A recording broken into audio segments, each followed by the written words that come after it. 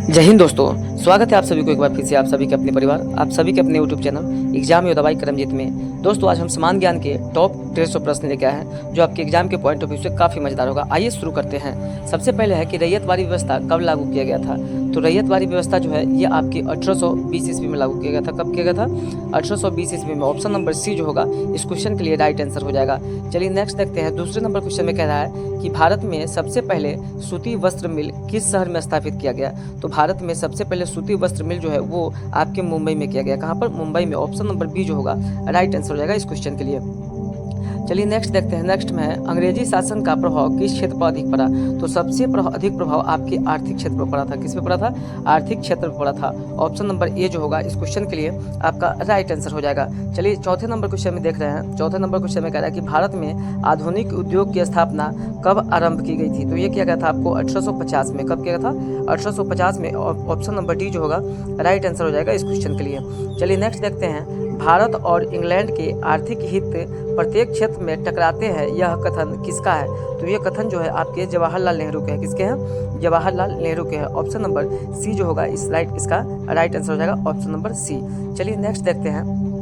Next में है British east India company ने कब चाय व्यापारिक अधिकारों को खो दिया। तो ये ब्रिटिश ईस्ट इंडिया कंपनी जो है चाय व्यापारी को ये आपकी 1833 के चार्टर एक्ट के द्वारा क्या किया गया? इसको खो दिया। ऑप्शन नंबर सी जो होगा राइट आंसर हो जाएगा इस क्वेश्चन के लिए।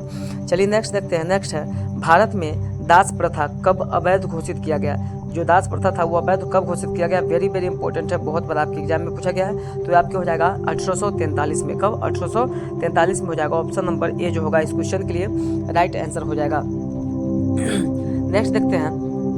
1829 में सती प्रथा का उन्मूलन किसके द्वारा किया गया था। तो ये आपके किया गया था लॉर्ड विलियम बेंटिक के द्वारा। किसके द्वारा? लॉर्ड विलियम बेंटिक के द्वारा सती प्रथा का उन्मूलन किया गया था। ऑप्शन नंबर डी जो होगा राइट आंसर हो जाएगा इस क्वेश्चन के लिए। नेक्स्ट है युवा बंगाल आंदोलन के नेता कौन थे। तो ये आपके युवा बंगाल के आंदोलन के नेता जो थे वो आपके Henry William Derozio. Option number C जो होगा इस क्वेश्चन के लिए राइट आंसर हो जाएगा। नेक्स्ट देखते हैं। बहावी आंदोलन का मुख्य केंद्र कहाँ पर था। तो बहावी आंदोलन का मुख्य केंद्र जो है वो आपका पटना में था। कहाँ पर था? पटना में था। ऑप्शन नंबर ए जो है राइट आंसर हो जाएगा इस क्वेश्चन के लिए। नेक्स्ट देखते हैं। रामकृष्ण मिशन की स्थापना किसने किया था। तो ये रामकृष्ण मिशन का स्थापना जो है स्वामी विवेकानंद के द्वारा किया गया था। ऑप्शन नंबर ए जो होगा इस क्वेश्चन के लिए राइट आंसर हो जाएगा। नेक्स्ट देखते हैं। किसे आधुनिक भारत का जनक कहा जाता है। तो आधुनिक भारत का जनक राजा राम मोहन राय के कहा जाता है। ऑप्शन नंबर सी जो होगा राइट आंसर हो जाएगा 12 नंबर क्वेश्चन का। नेक्स्ट है कन्याकुमारी का रॉक मेमोरियल किसके लिए समर्पित है। तो ये आपके स्वामी विवेकानंद के लिए समर्पित है। किसके लिए? स्वामी विवेकानंद के लिए समर्पित है। ऑप्शन नंबर सी जो होगा इस क्वेश्चन के लिए राइट आंसर हो जाएगा। नेक्स्ट है किसने महिलाओं के लिए वाम बोधनी पत्रिका निकाली। तो ये जो निकाले थे आपके केशव चंद्र सेन ने। वेरी वेरी इंपॉर्टेंट है और बहुत बार आपके एग्जाम में पूछा गया है। तो ऑप्शन नंबर ए जो होगा इस क्वेश्चन के लिए आपका राइट आंसर हो जाएगा Keshav Chandra Sen. Option number A. दोस्तों सीरीज अगर पसंद आ रहा होगा तो लाइक कीजिएगा, सब्सक्राइब कीजिएगा और दोस्तों को शेयर कीजिएगा। नेक्स्ट है राजा राम मोहन राय द्वारा ब्रह्म समाज की स्थापना कब की गई थी। तो ब्रह्म समाज का स्थापना जो है आपके किया गया था 1828 में। 1828 में। ऑप्शन नंबर सी जो होगा इस क्वेश्चन के लिए राइट आंसर चला जाएगा। नेक्स्ट देखते हैं। महाराष्ट्र के किस सुधारक को लोकहितवादी कहा जाता है। तो लोकहितवादी जो कहा जाता है वो आपके गोपाल हरि देशमुख को कहा जाता है। किसे कहा जाता है? गोपाल हरि देशमुख को कहा जाता है। ऑप्शन नंबर डी जो होगा इस क्वेश्चन के लिए राइट आंसर हो जाएगा। नेक्स्ट देखते हैं। 19वीं सदी के धर्म एवं समाज सुधार के आंदोलन ने जनसंख्या के किस वर्ग को मुख्यतः आकर्षित किया। तो ए और बी दोनों को यानी बुद्धिजीवी और नागरिक उच्च जातियाँ दोनों को ये आकर्षित किया गया था। तो ऑप्शन नंबर डी जो होगा यहाँ पर राइट आंसर हो जाएगा इस क्वेश्चन के लिए। नेक्स्ट देखते हैं। 20वीं सदी के आरंभिक दशक में आरंभ होने वाला आंदोलन कौन था। तो 20वीं सदी का आरंभ होने वाला ये वेरी वेरी इंपॉर्टेंट है और बहुत बार आपके एग्जाम में पूछा गया है। तो ये था आपका अहरार का। किसका? अहरार का आंदोलन था। ऑप्शन नंबर डी जो होगा इस क्वेश्चन के लिए राइट आंसर हो जाएगा। नेक्स्ट देखते हैं। फ्राइजी विद्रोह के नेता कौन थे। तो ये फ्राइजी विद्रोह का नेता जो थे वो आपके दादू मियाँ थे। जो ऑप्शन नंबर बी जो है यहाँ पर आपके राइट आंसर हो जाएंगे इस क्वेश्चन के लिए। चलिए नेक्स्ट देखते हैं। नेक्स्ट में है वेदों की ओर लौटो या नारा किसने दिया था। वेदों की ओर लौटो का नारा जो दिया था वो दयानंद सरस्वती के द्वारा गया। स्वामी दयानंद सरस्वती के द्वारा दिया गया था। ऑप्शन नंबर बी जो होगा इस क्वेश्चन के लिए राइट आंसर हो जाएगा ऑप्शन नंबर बी। वेदों की ओर लौटो स्वामी दयानंद सरस्वती। नेक्स्ट है अहमदिया बाई कादियान आंदोलन 1889 से 90 किसने आरंभ किया था? तो ये क्या था? मिर्जा गुलाम अहमद के द्वारा। किसके? मिर्जा गुलाम अहमद के द्वारा। ऑप्शन नंबर ए जो होगा इस क्वेश्चन के लिए राइट आंसर हो जाएगा। चलिए नेक्स्ट देखते हैं, रामकृष्ण मिशन का मुख्यालय कहाँ पर स्थित है? तो ये जो है आपका मुख्यालय स्थित है बेंगलुरु में है। कहाँ पर है? बेलूर में स्थित है। ऑप्शन नंबर ए जो होगा राइट आंसर हो जाएगा। चलिए नेक्स्ट देखते हैं, नेक्स्ट में 1863 ईस्वी में कोलकाता के मोहम्मदन एसोसिएशन की स्थापना किसने की थी? तो मोहम्मद एसोसिएशन का स्थापना जो है अब्दुल लतीफ़ के द्वारा किया गया था। अब्दुल लतीफ़ के द्वारा। ऑप्शन नंबर ए जो होगा इस क्वेश्चन के लिए राइट आंसर हो जाएंगे। चलिए नेक्स्ट देखते हैं, नेक्स्ट में है अलीगढ़ आंदोलन किसके द्वारा शुरू किया गया था? वेरी वेरी इंपॉर्टेंट है और बहुत बार आपके एग्जाम में पूछा गया है। तो ये अलीगढ़ का आंदोलन जो है सैयद अहमद खान के द्वारा। ऑप्शन नंबर डी जो होगा इस क्वेश्चन के लिए राइट आंसर हो जाएगा। चलिए नेक्स्ट देखते हैं, किसे भारत का प्रथम आधुनिक व्यक्ति माना जाता है? तो माना जाता है राजा राम मोहन राय को। किसे? राजा राम मोहन राय को। ऑप्शन नंबर सी जो होगा इस क्वेश्चन के लिए राइट आंसर हो जाएगा। नेक्स्ट है पंजाब में सिख राज्य के संस्थापक कौन है? तो ये आपका रंजीत सिंह है। कौन है? रंजीत सिंह है। ऑप्शन नंबर डी जो होगा इस क्वेश्चन के लिए राइट आंसर हो जाएगा। चलिए नेक्स्ट देखते हैं, नेक्स्ट में है सिंध विजय का श्रेय किसे कहा जाता है? तो ये क्या कहा जाता है? सर चार्ल्स नेपोलियन को। किसे? सर चार्ल्स नेपोलियन को। ऑप्शन नंबर डी जो होगा इस क्वेश्चन के लिए राइट आंसर हो जाएगा। नेक्स्ट देखते हैं, किसके शासनकाल में ब्लैक होल दुर्घटना घटित हुई थी? वेरी वेरी इंपॉर्टेंट है और बहुत बार साथ ही साथ आपके एग्जाम में पूछा गया है। तो ये जो किया गया था वो सिराजुद्दौला के शासनकाल में। ऑप्शन नंबर सी जो होगा इस क्वेश्चन के लिए राइट आंसर हो जाएगा। नेक्स्ट है प्लासी के युद्ध 1757 के समय बंगाल के नवाब कौन थे? तो ये थे सिराजुद्दौला थे, जिसमें सिराजुद्दौला क्या हुआ? सिराजुद्दौला के इस युद्ध में हार के खान पड़ा। ऑप्शन नंबर सी जो होगा राइट आंसर हो जाएगा इस क्वेश्चन के लिए। नेक्स्ट देखते हैं, भारत में सहायक संधि का जन्मदाता का आविष्कार कौन है? तो ये जो है आपके डुप्ले है। कौन है? सहायक संधि का जन्मदाता जो है आपके डुप्ले है। ऑप्शन नंबर ए जो होगा इस क्वेश्चन के लिए राइट आंसर हो जाएगा। वेरी वेरी इंपॉर्टेंट और बहुत बार आपके एग्जाम में पूछा गया है। नेक्स्ट है पंजाब के राणा रणजीत सिंह की राजधानी कहाँ थी? तो ये थे आपके लाहौर में। कहाँ पर? लाहौर में राणा रणजीत सिंह की राजधानी थी।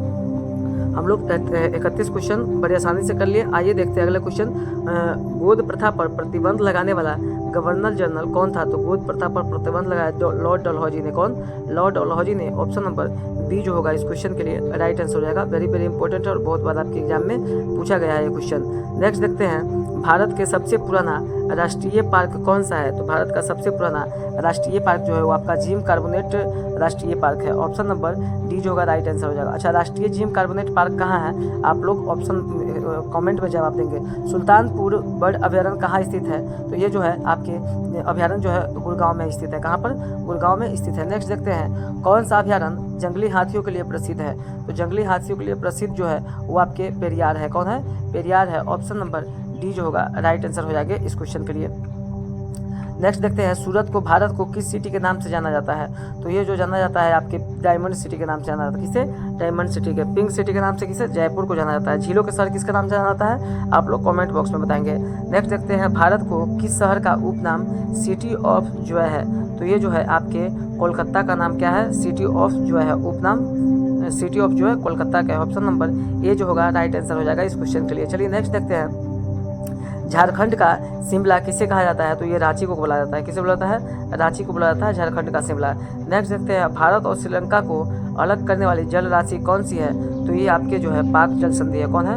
पाक जल संधि। ऑप्शन नंबर सी जो होगा राइट आंसर हो जाएगा इस क्वेश्चन के लिए। चलिए नेक्स्ट देखते हैं, कोनक तट कहाँ से कहाँ तक विस्तृत है? तो ये गोवा से दमन के बीच में विस्तृत है। कहाँ से? गोवा से दमन के। ऑप्शन नंबर सी जो होगा इस क्वेश्चन के लिए राइट हो जाएगा, गोवा से दमन।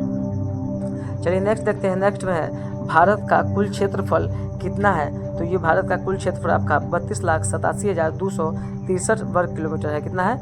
32,87,263 वर्ग किलोमीटर। ऑप्शन नंबर सी जो है राइट आंसर हो जाएंगे इस क्वेश्चन के लिए। नेक्स्ट देखते हैं, किस नगर को अंपायर सिटी कहा जाता है? तो अंपायर सिटी न्यूयॉर्क को बोला जाता है। किसको बोला जाता है? न्यूयॉर्क को बोला जाता है। ऑप्शन नंबर सी जो होगा इस क्वेश्चन के लिए राइट आंसर हो जाएगा। चलिए नेक्स्ट देखते हैं, नेक्स्ट में है किस नगर को शाश्वत नगर कहा जाता है? तो शाश्वत नगर जो कहा जाता है वेरी वेरी इंपॉर्टेंट है और ये आपका रोम को जो है शाश्वत नगर कहा जाता है। ऑप्शन नंबर बी जो है राइट आंसर हो जाएंगे इस क्वेश्चन के लिए। नेक्स्ट देखते हैं भारत के तट रेखा की लंबाई कितनी है। तो भारत के तट रेखा की लंबाई जो है वो आपके 61,000 किलोमीटर है। कितना है? 6,100 किलोमीटर। ऑप्शन नंबर ए जो है राइट आंसर हो जाएंगे इस क्वेश्चन के लिए। नेक्स्ट है हिमालय का दूसरा सबसे ऊंचा पर्वत शिखर कंचनजंगा भारत के किस राज्य में स्थित है। तो ये आपके सिक्किम में स्थित है। कहाँ पर? सिक्किम में स्थित है। ऑप्शन नंबर सी जो होगा इस क्वेश्चन के लिए राइट आंसर हो जाएगा ऑप्शन नंबर सी। नेक्स्ट है किस हिमालय चोटी को सागर मथा कहते हैं। तो सागर मथा माउंट एवरेस्ट को कहा जाता है। किसे कहा जाता है? माउंट एवरेस्ट को कहा जाता है सागर मथा। चलिए नेक्स्ट देखते हैं। नेक्स्ट में है उत्तराखंड का सबसे ऊंचा पर्वत शिखर कौन सा है। तो ये जो है आपके नंदा देवी है। कौन सा है? नंदा देवी है। ऑप्शन नंबर डी जो होगा राइट आंसर हो जाएंगे इस क्वेश्चन के लिए। नेक्स्ट है आर्यों ने भारत पर किस दर्रे से होकर प्रवेश किया था। तो ये खैबर से प्रवेश किया था। कहाँ से?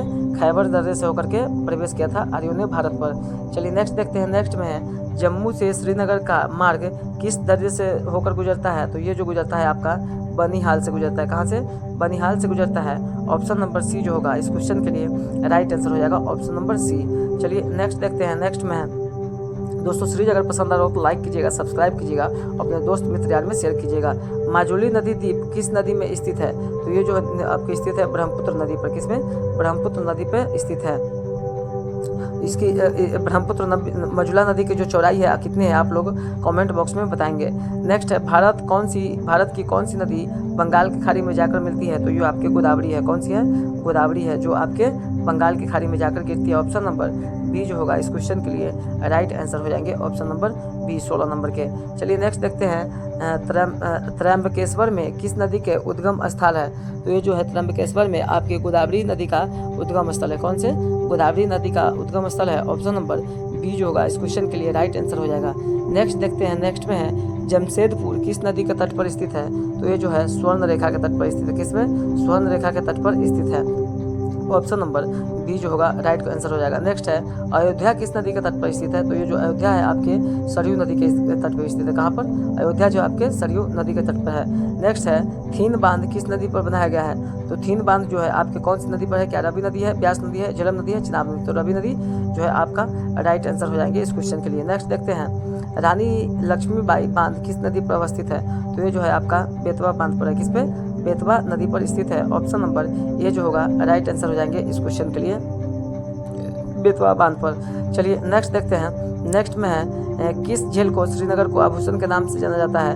तो ये आपके रहेंगे होमवर्क। मिलते हैं अगले वीडियो में, तब तक के लिए जय हिंद, वंदे मातरम। चैनल पर नए हो तो सब्सक्राइब कीजिएगा।